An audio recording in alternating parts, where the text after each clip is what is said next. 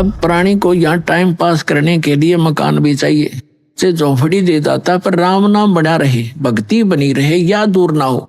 और भक्ति बनी रही तो आपको जो भी कोई आपदा, कोई आवश्यकता इस जीवन में पड़ेगी, भगवान आज्ञा दर देगा, ठाका जबरदस्ती दे देगा।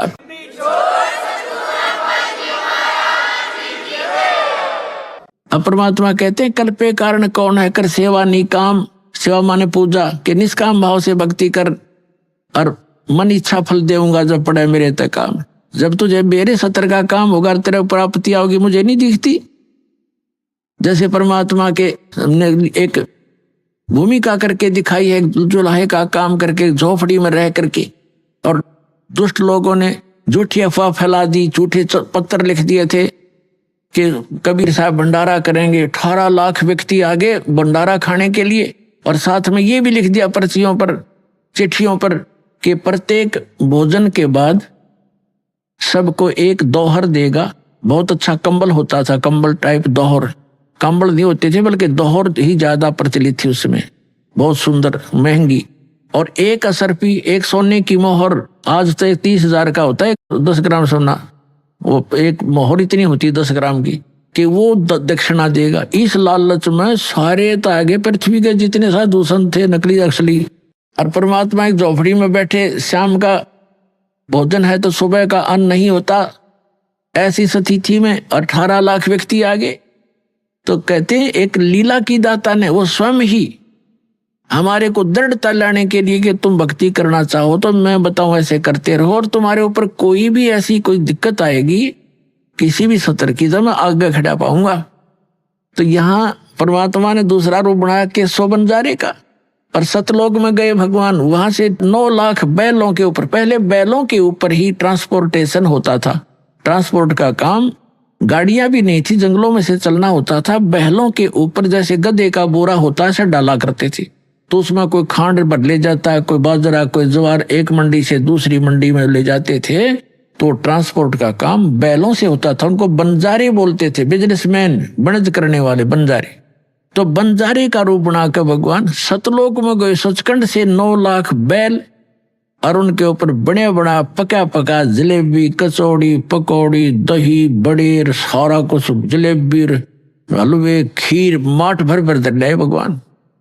और वहां चौप काशी के बाजार में लगा के टेंट, उनमें सारे कर दिए खाली, पाड़ की पाड़ नहीं तो ढेर के ढेर पूरियों का, जलेबियों का, लाडुओं का, बहुत महंगा पड़ा हुआ, और भंडारा शुरू कर दिया। और आप बैठे झोपड़ी में दूसरा रोल कर रहे। तो ये हमें उदाहरण दिया था कि कल्पे कारण कौन है, कर सेवा निकाम, मन इच्छा फल देऊंगा जब पड़े मेरे से काम। तो हम अगर सच्ची साधना, सच्चे मन से भगवान की भक्ति करेंगे और मर्यादा में रहते हुए, हमने घनी चीज आवश्यकता नहीं, एक तो आवश्यकता हम खत्म करेंगे, जैसे हम भक्ति करेंगे तो भगवान हमारी आपदाओं को टालेगा। दूसरी बात यह है कि हम विवाह शादी में जो खर्च करते हैं बंद करना पड़ेगा, और ना ही ज्यादा संग्रह करने की नीत बनाओ, क्योंकि हमने सफर भी तय करना, सतलोक जाने वाले मार्ग पर हम चल पड़े।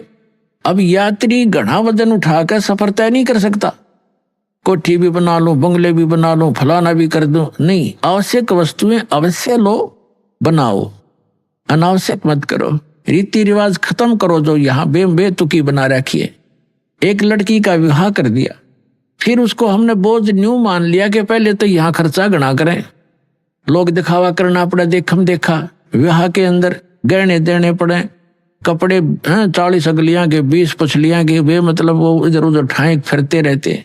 फिर कोई त्योहार आता है या कोई लड़की का लड़का हो गया, एक ब्याह और शुरू हो गया आजकल, के वो पी लिया, और फिर वो कुआ पूजना चाहिए, भगवान पूजे वो कुएं ने, कोई बात हुई है।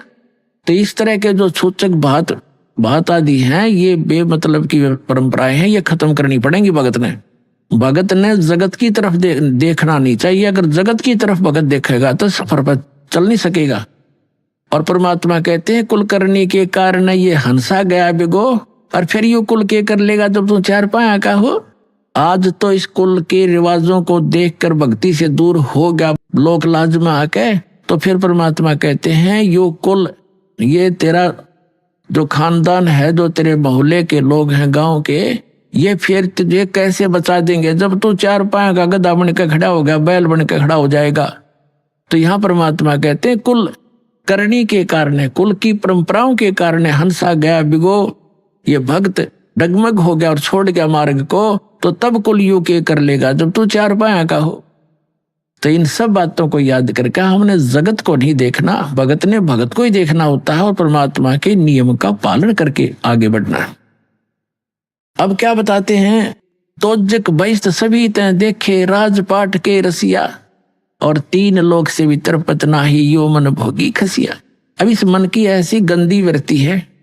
हमारे गांव का एक बहुत पुराने समय में एक्सीन बन गया, कार्यकारी अधिकारी इंजीनियर सिविल के अंदर, उसने 3 कोठी बना दी। अच्छा धन दान था, 2 लड़के थे, उसकी दुर्घटना होगी, दुर्घटना पैरालाइज होकर मरा। 3 कोठी बेटे 2। अब उस एक कोठी का ऊपर उन बेटियां का झगड़ा हो गया, एक एक तो उनकी थी, एक पर हो गया, एक ने उसका गोली मार दी, तो हो गया ना से खड़े, चाट ले उसको उठे ने, और आप गधा बने रहोगा कि तो यहाँ परमात्मा कहते हैं दोजक बहिष्ठ सभी तय देखे, नरक भी जा लिया, स्वर्ग में देवता भी बन लिया, यहाँ का राजा भी बन गया, राजपाट के रसिया, और 3 लोक से भी तरपत नाही ये मन भोगी खसिया। कोई एक सरपंच बन जाता है गांव का, तो उसकी नीयत ये रहती है कि चेयरमैन बनूं जब बात बने। अब चेयरमैन बन जाता है तो उसकी नीयत ये है कि अगली बार में एमएलए की टिकट मिले। एमएलए बनने के बाद भी संतुष्टि नहीं होती, ये बट नेचुरल है, वो जो चाहे को मिनिस्टर पोस्ट मिले, मंत्री पद मिले, जबकि मैं जी आवे। मंत्री बनने के बाद भी संतुष्टि नहीं है कि फिर भी प्राचीन हूं और मुख्यमंत्री बनूं तो बात बने। मुख्यमंत्री बनने के बाद फिर तगड़मबाजी शुरू होती है, प्रधानमंत्री बनूं जब जय जयकार हो। प्रधानमंत्री का नंबर आओ, इतने भाई की टिकट कट जा, फिर गद अपने आप आवेगी तो कुमार के बोरे तले। तो परमात्मा कहते हैं ये ज्ञान समझ में होगा सतगुरु की शरणों में। जैसे परमात्मा बार बार हमें कितने भाव से समझाते हैं, हमारे को कितने प्रकार से समझाते हैं।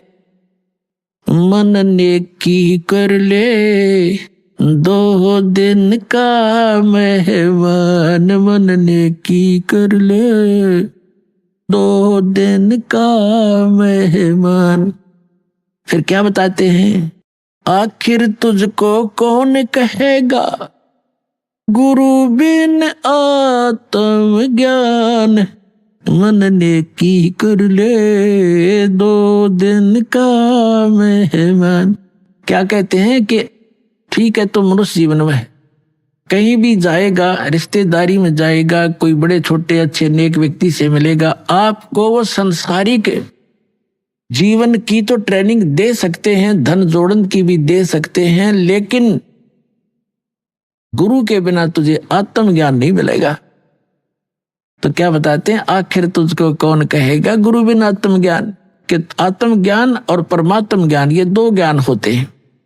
आत्मज्ञान तो ये है कि हम कौन हैं, कहां से आए हैं, हमारा उद्देश्य क्या है, ये मृत्यु और जन्म हो रहा है। और परमात्म ज्ञान वो है जो परम पिता कौन है, जिसकी साधना से पूर्ण मोक्ष हो, वो कौन है, तो वो बताया जा रहा है। तो यहाँ क्या बताते हैं कि 3 लोक से तरपत नाही ये मन भोगी खसिया। इस मन की इतनी गंदी वृत्ति है, इसकी कोई संतुष्टि नहीं, इस ज्ञान से संतुष्टि होगी। कहते हैं सतगुरु मिले तो इच्छा मिटे, पद मिल पदे समाना, और चल हंसा उस लोक पठाऊं जो आज अमर स्थान।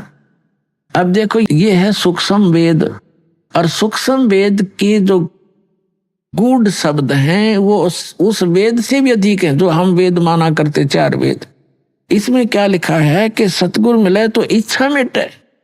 सतगुरु मिलेंगे तो सब ऐसा ज्ञान सुनाएंगे यहाँ की सब इच्छाएं समाप्त हो जाएंगी। और पद मिल पदे समाना, पद के 2 अर्थ हैं यहाँ पर, पद मिल पदे समाना। पद माने पद्धति, भक्ति की विधि सही मिलेगी तो उस पद मिल पदे समाना, कौन से पद को प्राप्त करेंगे, गीता अध्याय नंबर 15 के श्लोक नंबर 4 में वर्णित है।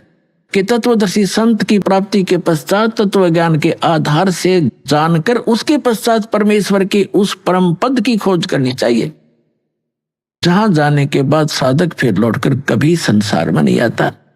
अब यहां परमात्मा का सूक्ष्म वेद में वही बता रहे हैं, गरीबदास साहिब जी बता रहे हैं कि सतगुरु मिले तो इच्छा मिटे, पद मिल पदे समाना। पद, पद माने पद्धति, सही श्रेष्ठ भक्ति विधि मिलने से उस पद में समावांगे, वहां पहुंच जाएंगे जहां जाने के बाद साधक लौटकर फिर नहीं आते। पद मिल पदे समाना और चल हंसा उस लोक पठाऊं। हे प्यारी आत्मा, चल तुझे वहां भेज दूं जो आदि अमर अस्थाना, आदि अमर यानी जो शाश्वत स्थान है। गीता अध्याय नंबर 18 के श्लोक नंबर 62 में कहा कि अर्जुन, तू सर्व भाव से उस परमेश्वर की शरण में जा, उसकी कृपा से तू परम शांति को और सनातन परम धाम को, शाश्वत स्थान को प्राप्त होगा। तो यहाँ वही बता रहे हैं कि हम जो विधि बता रहे इससे वो मिलेगा तुम्हें। और गीता ज्ञानदाता ने तो बता दिया है कि वो तत्वदर्शी संत बताएंगे। तो वो तत्वदर्शी संत वर्तमान में ये दास भेज रखा है उस परम पिता ने आप पुण्यात्माओं के लिए। ये सत्कर मान लेना।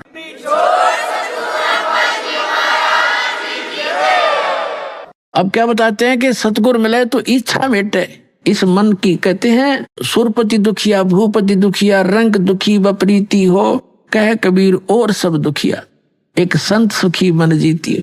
अब संत मन जीती बना रहा है दास आपको। ये इच्छाएं हटेंगी, मन की वृत्ति चेंज होगी। सतगुरु मिले तो इच्छा मिटे, पद मिल पदे समाना और चल हंसा उस लोक पठाऊं जो शाश्वत स्थान, आदि अमर स्थाना। आदि यानी पहले का, सदा से ही है वो, और अमर शाश्वत स्थान है। फिर वहां क्या सुख है? चार मुक्ति जहां चंपी करती। अब जैसे यहाँ की जो मुक्तियां हैं, चार मुक्तियां हैं, ये चारों की चारों प्राप्त प्राणी भी वापस जन्म मृत्यु में रहता है। वो सदा वो सुख उनको नहीं प्राप्त रहता, और वहां जाने के बाद सदा सुख रहेगा सतलोक में जाने के बाद।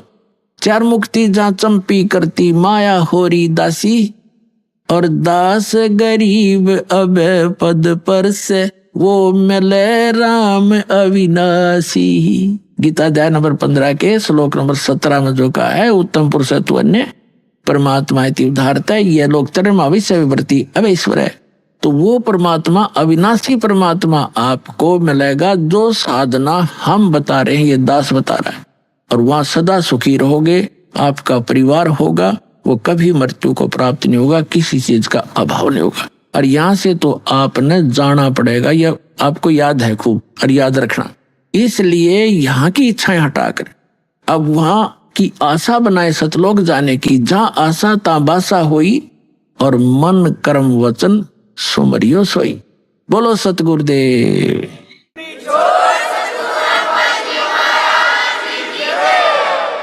परम पिता परमात्मा पूर्ण ब्रह्म सारी सृष्टि के रचनहार कबीर परमेश्वर जी हम सभी आत्माओं के जनक हैं। ये हमारे हमदर्द हैं, हमारे पिता हैं। अध्यात्म मार्ग से हम अपरिचित होने के कारण अपने पिता को हम पहचान नहीं पाते, जिसके परिणाम स्वरूप हम साधना करते करते भी इस काल के जाल से हम नहीं निकल पाते। ये काल का एक भयंकर जाल है। इस जाल से निकले बिना हमें सुख नहीं हो सकता, हमारी जन्म मृत्यु समाप्त नहीं हो सकती। और अभी तक जो भी हमें अध्यात्म ज्ञान मिला था वो यूजलेस था, बेसलेस था, निराधार था, झूठा था। जितने भी संत ऋषि महर्षि जो सतयुग से लेकर आज तक रहे हैं, इन सभी ने परमात्मा को निराकार बताया है। और जैसे स्वर्गलोक, ब्रह्मलोक, ये स्थान भी उन्होंने बताया हमारे को। स्वर्गलोक बताए हैं और उसकी व्यवस्था ये भी बताई गई है कि वहां जितने भी प्राणी जाते हैं स्वर्ग के अंदर अपना पुण्य समाप्त होने के उपरांत अन्य योनियों को प्राप्त करते हैं, दूसरे प्राणियों के शरीरों में वो प्रवेश कर जाते हैं। ये सिलसिला असंख्यों युगों से चला आ रहा है। अब कुछ समय से 100, 125, 150 वर्ष से इस काल ने एक और जाल फैलाया है, जो ये सतलोक की महिमा बताने वाले कुछ पंथ पनपे हैं, जिसमें से राधा स्वामी पंथ जो आगरा से प्रारंभ हुआ है, ये सबसे पुरातन है। इस अभी सन 1861 के आसपास ये प्रारंभ हुआ और उसी से बहुत सी ब्रांचें बन गई हैं, जैसे जय गुरुदेव पंथ मथुरा में, सच्चा सौदा सिरसा के अंदर डेरा बना हुआ है और ब्यास के अंदर भी उसी से बहुत से पंथ निकले हैं, जैसे जनौद के अंदर एक भिवानी जिला में, और भी अनेकों स्थानों पर ठाकुर जी है, ये भी उसी राधा स्वामी पंथ से निकले हुए एक अलग से उन्होंने पंथ चलाया, कृपाल जी। ये सभी परमात्मा को निराकार बताते हैं, सतलोक में सतपुरुष निराकार बताते। इनका तो सिर पैर है ही नहीं ज्ञान का, यो आपको बहुत बार दिखाया दास ने। तो कहने का तात्पर्य ये है कि हम यथार्थ अध्यात्म मार्ग से अपरिचित रहे, जिस कारण से हम जन्म और मृत्यु के इस दीर्घ रोग में फंसे रहे। हम साधना भी करते रहे, दुख जोके तो बने रहे। इसका कारण ये था कि हम जिन भगवानों को, जिन देवों को हम पूर्ण परमात्मा मानकर पूजा करते थे, वो पूर्ण नहीं थे। परमात्मा के गुणों में लिखा हुआ है कि परमात्मा मनुष्य के सभी दुखों का निवारण कर देते हैं, और इसी आधार से हम साधनाएं किया करते थे, इसलिए भक्ति करते थे कि आने वाले जीवन में हमारा परिवार सुखी रहे, हम भी सुखी रहें, हमारे ऊपर कोई आपदा ना आवे। इसलिए हम साधना किया करते थे, धन लाभ भी उद्देश्य रखते थे और परमात्मा की साधना हम करते रहते थे। लेकिन वही साधना करते करते कुछ एक तो बहुत अच्छी पोस्ट प्राप्त कर जाते हैं, कुछ अच्छे धनी हो जाते हैं, कुछ एक को अच्छी संतान भी मिलती है। उन्हीं साधनाओं को करते करते अन्य का सर्वनाश भी हो जाता है। इसका कारण ये था कि जो जिन भगवानों को हम भगवान मानकर पूजा किया करते थे, जिन देवों को, उनसे कोई लाभ नहीं हो रहा था। वो पूर्व जन्म के संस्कार ही सबके फल रहे थे। जो पूर्व जन्म के पुण्यकर्मी प्राणी हैं, उनको उनके प्रारब्ध में, उनकी किस्मत में जो लिखा है, उनको वो मिलना ही होता है, चाहे वो भक्ति साधना करें या ना करें। तो उनको जो उसी साधना को करते करते अच्छे धनी भी हो जाते हैं, संतान भी नेक होती है और संसार के अंदर वो सुखी भी नजर आते हैं। तो उनके पूर्व जन्म के पुण्य थे, उन्हीं के आधार से उनको जो प्राप्त हुआ, वो भक्ति से उसका कोई लिंक नहीं था, क्योंकि उसी साधना को करते करते दूसरे उसी कुल के, उसी परिवार के सदस्य भी वही साधना कर रहे होते हैं और उनको इतनी हानि हो जाती है कि सोच भी नहीं सकते, क्योंकि उनके पुण्य नहीं थे। तो यही ज्ञान देने के लिए परमात्मा स्वयं आते हैं कि तुम जिन देवों की, जिन प्रभुओं की पूजा कर रहे हो, उनसे आपको वो लाभ नहीं हो सकता जो श्रीमद् भगवद गीता अध्याय नंबर 18 के श्लोक नंबर 62 में वर्णित है। गीता अध्याय 15 के श्लोक नंबर 4 में वर्णित है। उनमें कहा है कि हे अर्जुन, तू सर्वभाव से उस परमेश्वर की शरण में जा, उसकी कृपा से ही तू परम शांति को और सनातन परम धाम को प्राप्त होगा। तो यहां परमात्मा स्वयं आकर 600 वर्ष पहले ये ज्ञान करा कर गए थे। परमात्मा कहा करते कबीर जी,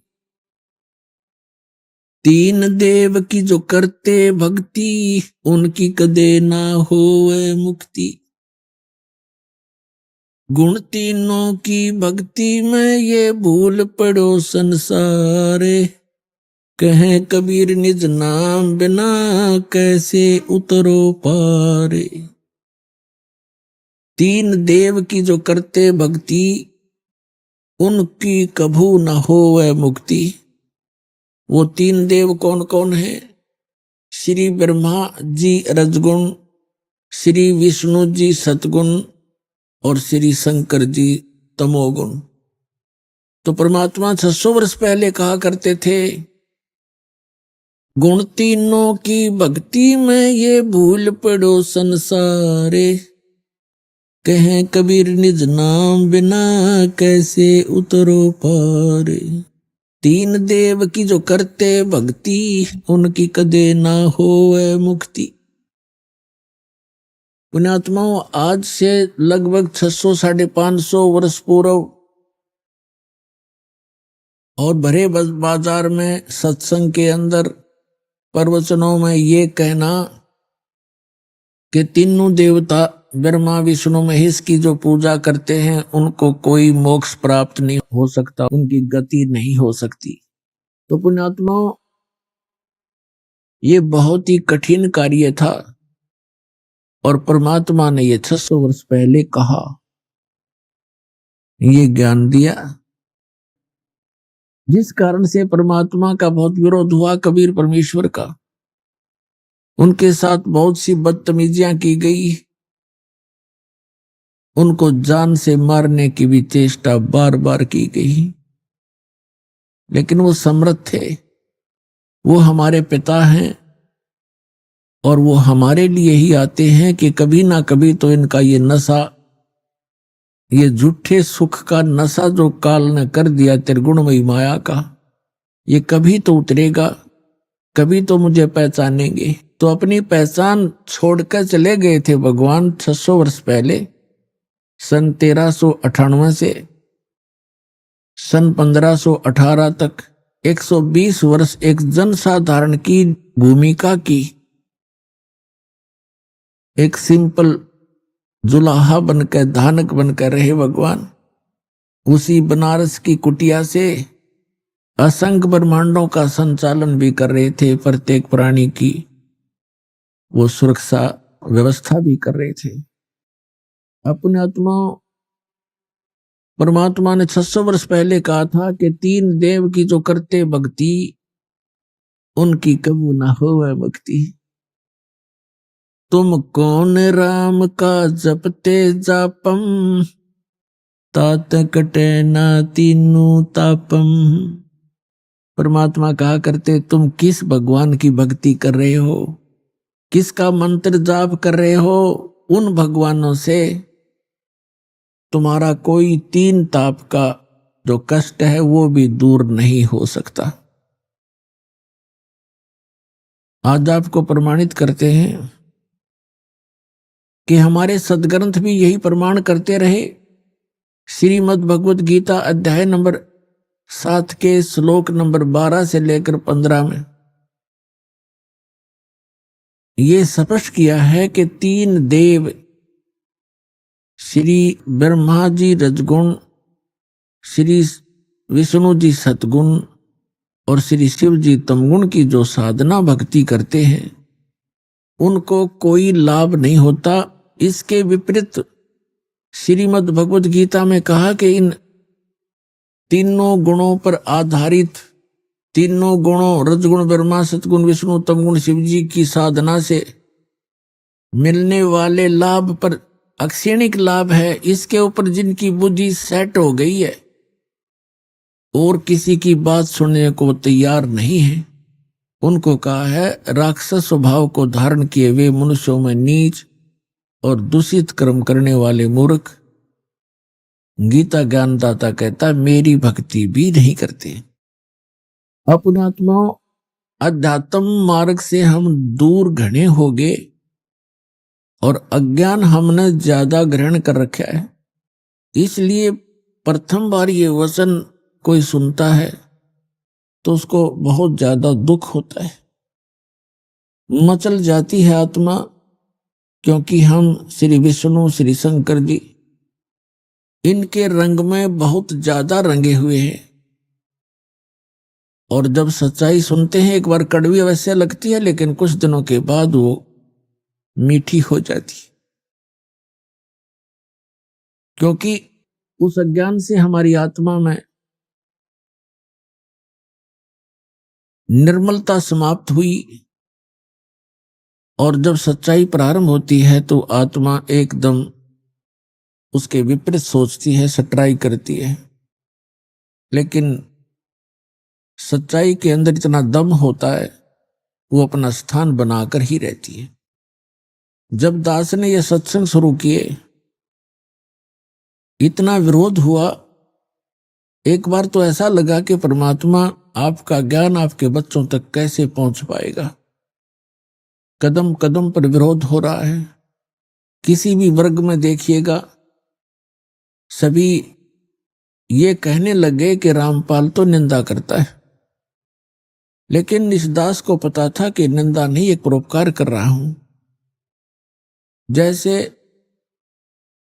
सदग्रंथों को आपके रूबरू कर रहा हूं, और जिन भी ऋषि महर्षि आचार्यों शंकराचार्यों या किसी संत मंडलेश्वर ने जो भी ज्ञान उन्हीं संतों को आधार मानकर बताया है, उसके अनुभव को और वेदों और गीता और पुराणों से तुलना कर देता हूं। मेरा सिर्फ इतना सा काम है कि हमारे सदग्रंथ सत्य है, इसके विरुद्ध जो जिसका ज्ञान है वो असत्य है, शास्त्र विधि त्याग कर मनमाना आचरण है, वो यूजलेस है, व्यर्थ। इसको एक आलोचना ना समझें, इसको एक परोपकार समझें। जैसे ये कई शरारती व्यक्ति, कुछ असामाजिक तत्व नकली नोट छाप देते हैं 500 और 1000 रुपए के।